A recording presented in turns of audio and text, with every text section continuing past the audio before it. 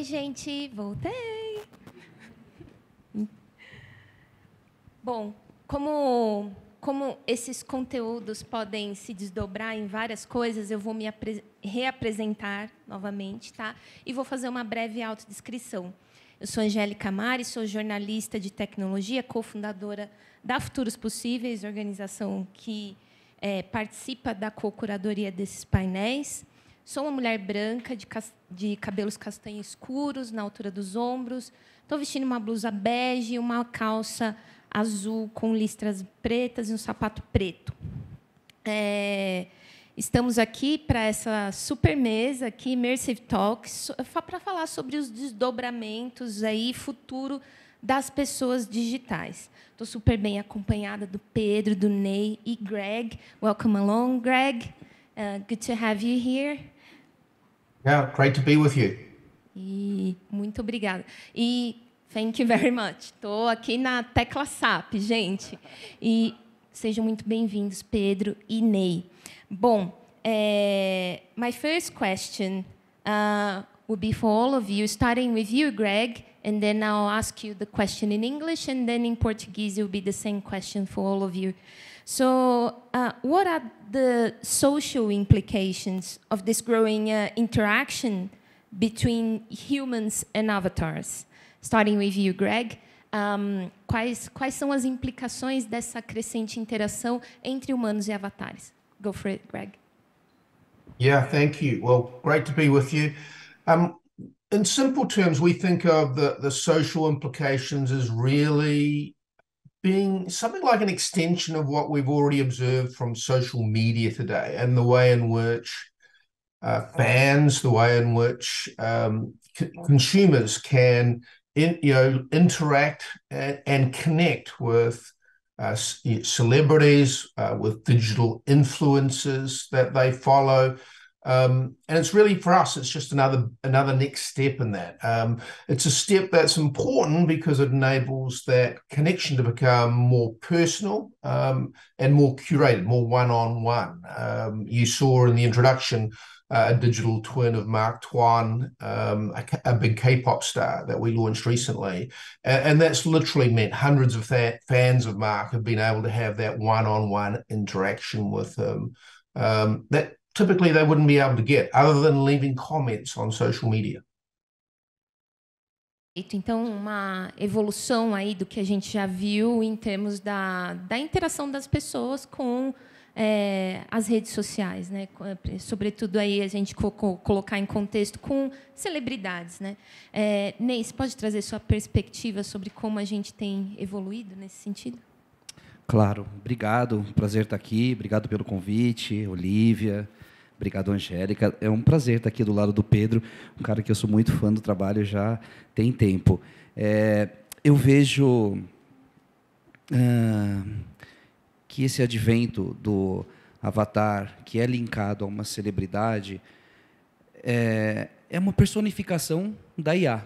Né? A gente estourou a inteligência artificial agora, está todo mundo interagindo no chat GPT, numa série de inteligências artificiais, mas não é muito mais legal se esse cérebro digital está ligado a uma figura humana? A gente gosta de interações humanizadas, por isso a Lu, né, é um grande sucesso. Ela humaniza uma inteligência digital, então é meio natural a gente ver isso. Sobre a perspectiva do futuro dessa interação, não quero ser muito apocalíptico, mas eu acho que os humanos vão se relacionar afetivamente com essas personagens. Né? Já vemos alguns casos, tem uma influencer americana que começou a cobrar em dólares por minuto de paquera digital e faturou bem, então isso vai acabar acontecendo. É o lado que até preocupa um pouco, mas que eu acho que é inevitável, né? Então, eu espero isso. Eu acho que as pessoas vão começar a se envolver mais e mais com esses personagens digitais, até o ponto de ter uma relação emocional mesmo. Interessante que você diz isso, né? A gente acabou de ver o aniversário de 20 anos de Her, né? Ela. Exato. Então, tá demorando, né, Ney? Mas acho que a gente chega lá. faltavam uns aparatos tecnológicos, né? E ainda vai ser muito impulsionado por tecnologias como 5G, como a blockchain, que acaba resolvendo um pouco dessa legitimidade dessas interações, arquitetura de computação em edge, né? Nuvem e browser também. Então, computação espacial, tudo isso vai evoluir. A tecnologia tem que andar ainda, né? Pedro, quer trazer sua perspectiva de como a gente andou até aqui? Claro, primeiramente, bom dia. Gente, eu estou muito feliz de estar aqui. Eu adoro o evento que a Oli faz para o nosso mercado. E é uma honra estar aqui com vocês. A minha perspectiva, ela parte do princípio que, se nós entendermos que os universos de realidade virtual serão espaços onde as pessoas vão poder socializar, eu diria que o futuro da era da avatarização que a gente vive hoje, ele vai se consolidar e concretizar no momento em que esses universos imersivos se tornarem democráticos, né? Isso tem a ver com a evolução tecnológica, de infraestrutura do país, né? E das pessoas quererem usar. Quando a gente fala de relações afetivas, não são só relações amorosas, né? Mas qualquer tipo de relação social que aconteça nesses ambientes, elas vão chancelar que os avatares têm uma identidade social, né?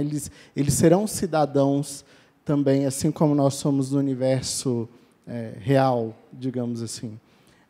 Então, eu acredito que os principais impactos que haverão socialmente a partir daí é que nós vamos, sim, conviver cada vez mais com avatares. Não só avatares com objetivos educacionais ou de recomendação de compra ou assistenciais, mas relacionais. E isso certamente vai abrir um universo de possibilidades, né, para todo mundo. Então, é uma visão mais de longo prazo nesse sentido. Legal. Eu queria pegar esse gancho de afetos e possibilidades para trazer o Greg para a conversa, para falar de um episódio que muitos de vocês devem lembrar, que dividiu o Brasil, né, que foi o uso da imagem da Elis Regina numa propaganda da Volkswagen, né? I wanted to bring you into the conversation, Greg, to talk about a particular episode in recent history here in Brazil that people were quite divided in terms of opinion about this. A very famous Brazilian singer that already passed many years ago, her voice and likeness was used with consent from her family in a Volkswagen advert. So your company, Soul Machines, has been looking into this, using the likeness and voice of people, celebrities, some of them already deceased, to bring fans closer to these avatars. So what are the ethical considerations at play when you use the voice and likeness of people who are no longer here? Yeah, look, it's a great question, and one that we're going to see come up more and more and more. We work on a number of what we would think of as legacy projects. So projects where, as you say, we're literally bringing back to life in a digital avatar sense celebrities that have passed away from another era. One example of these types of projects. So the first one I'll mention is working with Jack Nicklaus, the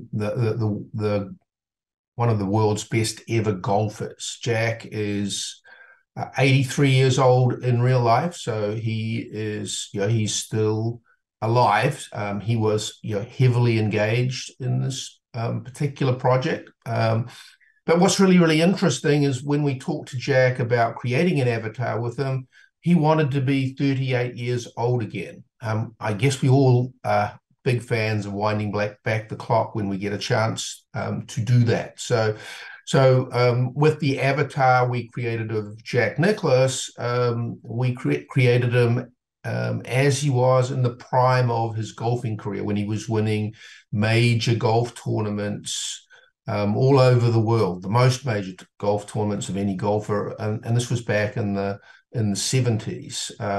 So we took Jack from current day back to as he was in 1978. So and for Jack, you know, because he was personally involved, heavily involved in this project, this was very much about his legacy, making his brand, his achievements in life relevant to new generations of consumers, new generation of people who follow, you know, golf. So that was one of the first projects that we did.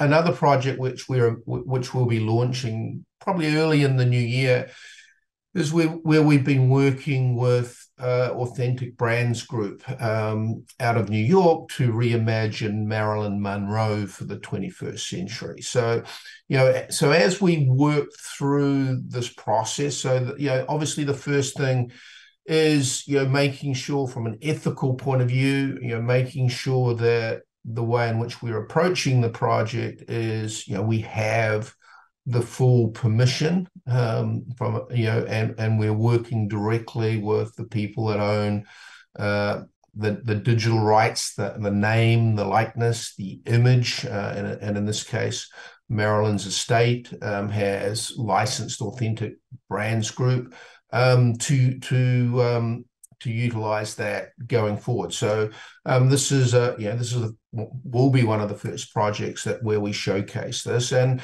as you mentioned in your question, it's certainly an area where we expect, you know, a lot of people will be amazed, and a lot of people, you know, and a lot of people will love it, but it will also challenge many others. But, you know, one of the things that we are very, very clear on is, you know, when we undertake projects like this, we want to enhance and protect the legacy of these incredible people. So we, you know, for example, with the Marilyn project, you know, we are really focused on how we introduce people to many aspects of her life that just weren't well known during her start and during that period when she was, you know, one of the most famous actresses on the planet. There are many aspects of her life that either she didn't allow the public to see, or the way in which, you know, she was perceived, the way in which she was marketed at the time, did not allow the public to see. So these are some of the things that we think about,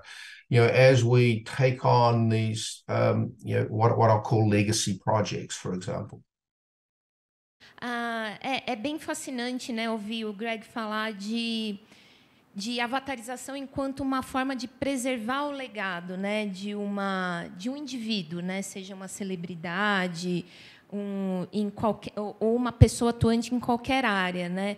Ele trouxe aí as nuances, né, como consentimento total, né, da família, questões de propriedade intelectual, tem muita coisa em jogo, mas ele trouxe o caso, por exemplo, do jogador de golfe, né, que atuou num projeto de avatarização e, inclusive, encontrou no avatar uma forma de resgatar a sua glória, né, de quando ele estava no alto da carreira, enfim, bem interessante. Falando em legado, a Lu tem um grande legado já, né, Pedro? É a maior influenciadora do planeta em termos de números de seguidores, né?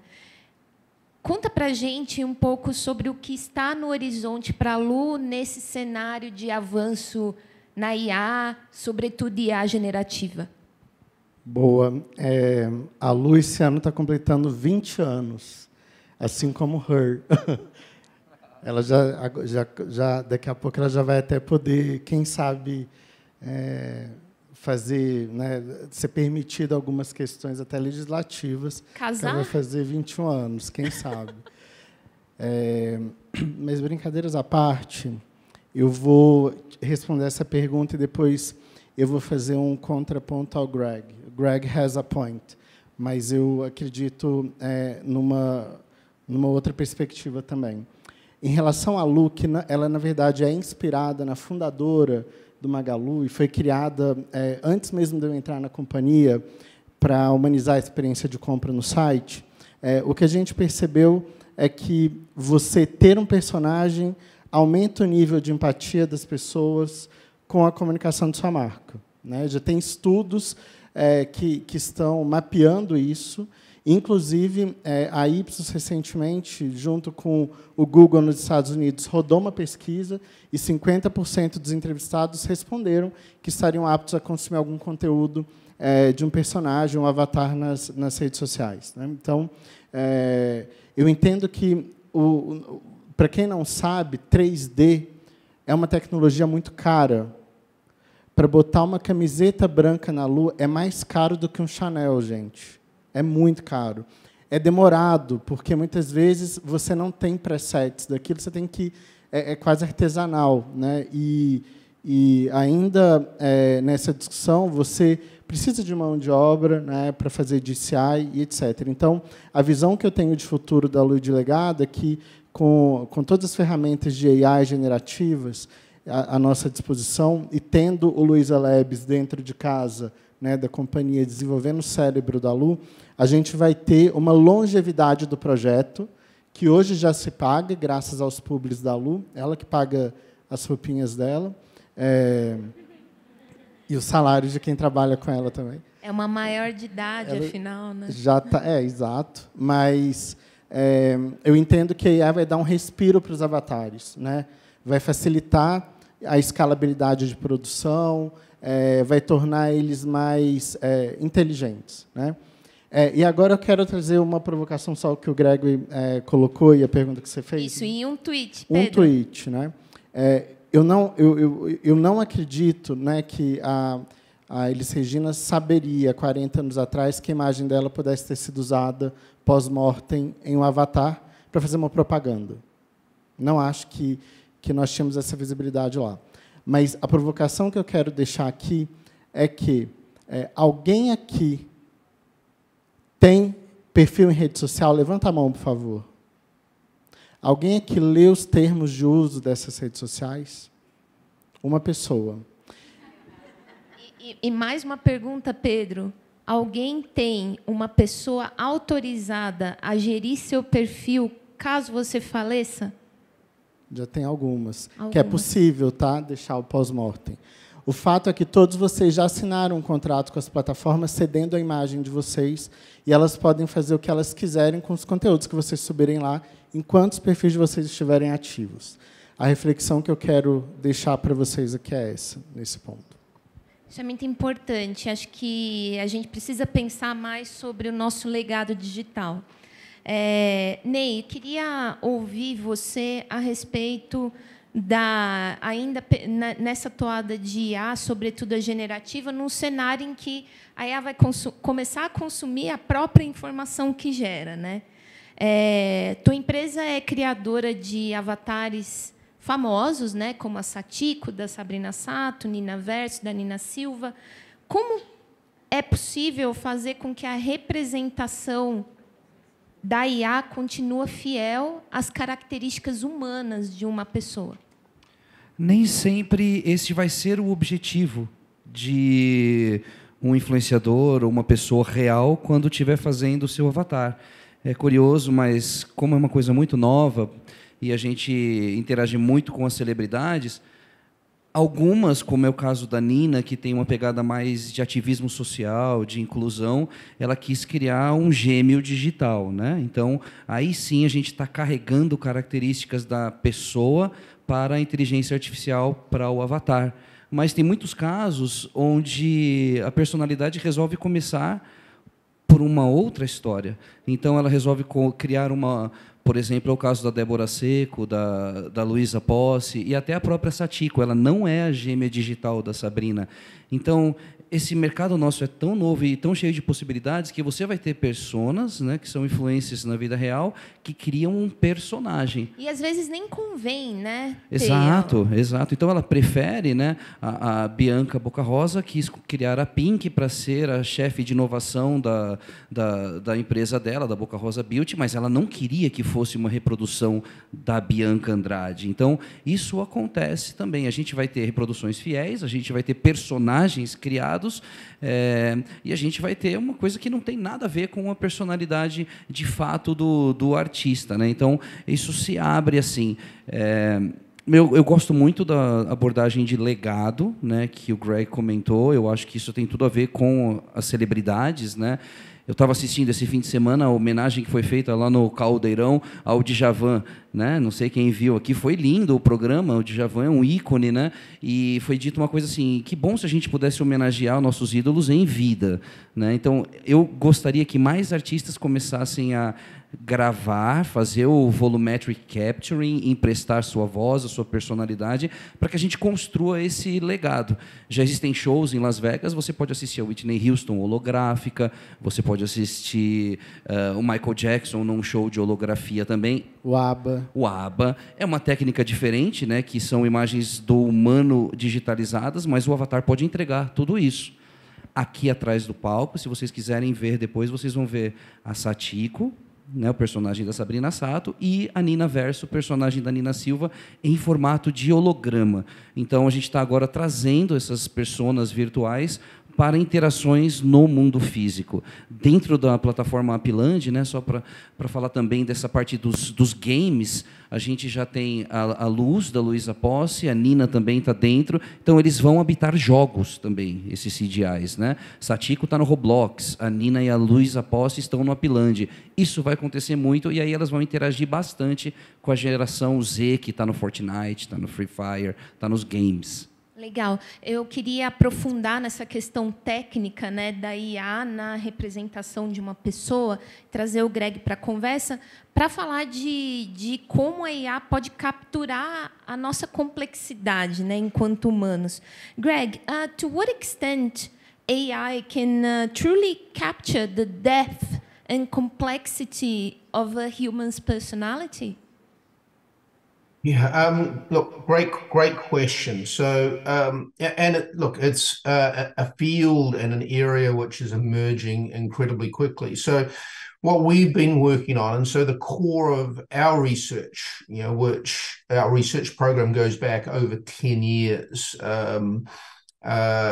in terms of the way in which we can use our cognitive modeling, our research in cognitive modeling to simulate human behavior. So, there are many different forms of artificial intelligence involved in bringing an avatar to life in the way in which we do that at Soul Machine. So, when you go talk to Digital Mark Twan, who you can all go talk to Mark Twan, one of the world's biggest K-pop stars, on our website, or we just last week with the big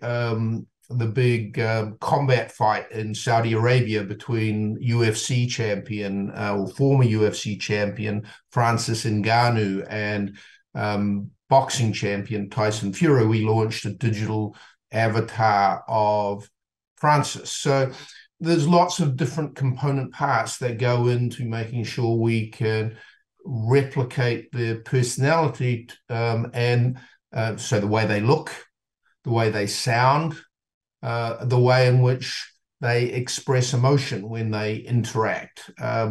We're always very, very careful, if we go back to the last discussion about ethics, to make sure that people know that they're not talking to the real person. They are talking to a digital representation. So where the technology is today, it's not perfect.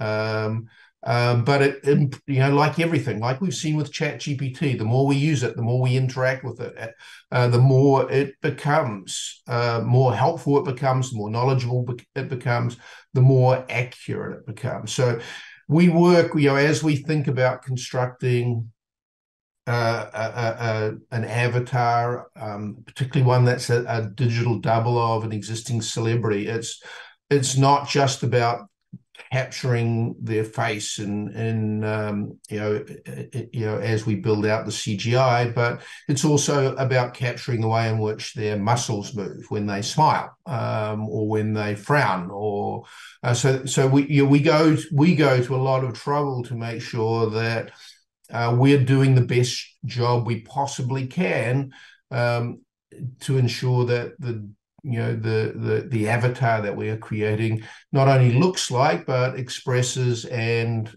connects in a very, very similar way to the real person. AI is hugely also useful. When you can take these avatars, and unfortunately I don't speak Portuguese or Brazilian at all. But if this was a digital avatar of me, it could speak Brazilian Acho que a gente tem descompasso aqui de tempo. Will you, next time around, Greg, have your avatar taking part in a panel speaking Portuguese? Yeah, that would be perfect. Hopefully, understanding your English is way better than my Portuguese. So look, that's a great example of some of the work that we are able to do with helping fans connect, and helping brands connect with their consumers in many different parts of the world. We've done another project that we've done is with NBA basketball superstar Carmelo Anthony, and big international markets, like Brazil, like China, are huge fans of the NBA, and Carmelo, as a recently retired athlete from the NBA, can now interact and talk directly with those fans using his own voice, but in Mandarin or in Portuguese. So, this is the power of artificial intelligence and some of the amazing opportunities it provides to provide a more personal, a more curated, a more relevant experience for consumers and individuals in this incredible new world that we're just entering into. That's great. Eu queria fechar esse painel com as perspectivas de vocês sobre como a gente deve caminhar aí num futuro próximo em termos da interação humano-avatar. E as áreas de atenção que vocês trariam aí para os stakeholders envolvidos no desenvolvimento desses personagens. Just for Greg, we closing the panel with your impressions on what the future holds in terms of human-avatar interaction and the areas of attention that stakeholders should have on their radar in the development process. Starting with you, Pedro. With me, thank you. First of all, Greg, thank you very much for all your perspective about the future of avatars and all the possibilities. Pessoal, assim, o que eu vislumbro, né, para o futuro dos avatares é que a geração Z já está muito mais acostumada a se avatarizar e as relações interavatares, muito por conta do universo gamer. Então, para eles vai ser mais natural. Eu acho que pontos de atenção para quem pretende estudar mais a fundo, né, ou desenvolver alguma estratégia relacionada a isso, principalmente o pensar, né, não só nas características externas, mas tão importante quanto são as características internas de um avatar. Existe a possibilidade, como o Greg falou da Soul Machine, de você replicar, né, as características internas de um humano, a personalidade, mas às vezes isso vai precisar ser criado, né, e isso torna muito complexo. O avatar ele só vai ser relevante se ele não for apenas uma casca de uma malha 3D, mas se ele de fato construir uma história e uma relação de conexão com a comunidade que ele atua. Isso vale para qualquer tipo, né, de atuação. E, por último, o que eu enxergo também é que o Brasil ele é um grande celeiro e vanguardista, né, pioneiro de criatividade em relação à disciplina de avatares, não só pela Lu, né, mas por tantos outros que já existem, e eu vejo que o nosso país tem uma aceitação grande também em relação à disciplina. Então, a gente está no lugar certo, né, para fazer a disciplina dos avatares florescer ainda mais.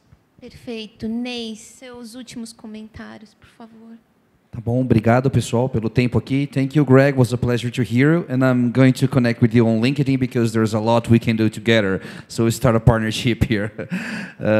Meu comentário é assim, sobre o futuro da relação homem-máquina. Eu acho que hoje a gente tem assistentes virtuais passivos. Alexa toca uma música e aí Siri, e no futuro a inteligência artificial vai aprender sobre os nossos comportamentos, o que a gente faz, a nossa rotina, e vai inverter essa lógica e vai ser ativa. Então eu vou ser acordado pela Satiko. Oi, Ney, bom dia, não esquece que hoje você tem o BRFW. E aí eu estou lá me vestindo, ela vai, essa camisa azul que você gosta já está pronta, sabe? Então eu acho que tem uma inversão do passivo para o ativo. Sobre o ponto de preocupação, eu faria até um apelo para a plateia pesquisar bastante a questão dos dados. Você deu um exemplo ótimo sobre o termos de serviço das redes sociais. Se alguém aqui usa Zoom, por exemplo, quando você acessa uma sessão de Zoom, você já está dizendo, pode usar minha voz, minha imagem e tudo para alimentar os seus modelos de IA. Então, cuidado com os seus dados. O mesmo tanto de golpe que a gente vê no Pix, a gente vê na MetaMask com as coisas de NFT, Web3 e blockchain, a gente vai passar a ver com as IAs. Né? Então, se um dia a Lu aparecer no seu feed pedindo para você mandar um depósito, é golpe. A gente vai começar a ver esses golpes dados por avatares, né? Deepfake. Então, ponto de atenção aí. Eu sou muito confiante que a blockchain também resolve um pouco dessas coisas com relação a transações e autenticidade. Mas aí é conversa para outro shopping. Perfeito. É um ótimo ponto que você colocou, Ney. E também acho legal se inteirar sobre a discussão sobre identidade digital, também sobre o real digital, né, que, com o blockchain em sua essência, deve resolver muitos desses problemas. Sem dúvida. Greg, your last few thoughts in terms of areas that decision makers should have on their radar in terms of avatar development. Yeah, so Pedro, Ney, Angelica, very nice to meet all of you, and thank you for putting up for me. I think what's really important for people to think about right now is, the future, the sort of work with avatars and their ability in this world of generative AI, in this world of large language models like ChatGPT. The future here is really now. So, and it's an incredibly exciting time to be able to reimagine the way in which you can personalize, you can curate, and you can connect with your customers, in digital worlds that just haven't been available to us all today. We've all, around the world, we've all literally watched and been incredibly amazed at what ChatGPT can do and how quickly it's become part of our day-to-day lives. And there's this enormous level of innovation that this is now driving through our organizations.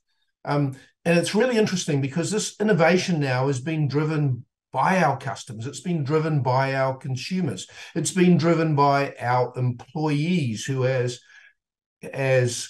consumers, are bringing ChatGPT into our organization and looking for ways to be more productive, to do their job smarter, better, faster, using these applications. So, when you combine these incredible language skills with an avatar, you really literally get to redefine the brand experience that you can create for your customers. And for me, this is, and hopefully for many of you, this is one of the most exciting times and one of the most challenging times for us all to think about what comes next and how we can shape the future of our brand interaction with our customers. So thank you for having me again. Thank you, Greg. It's been great.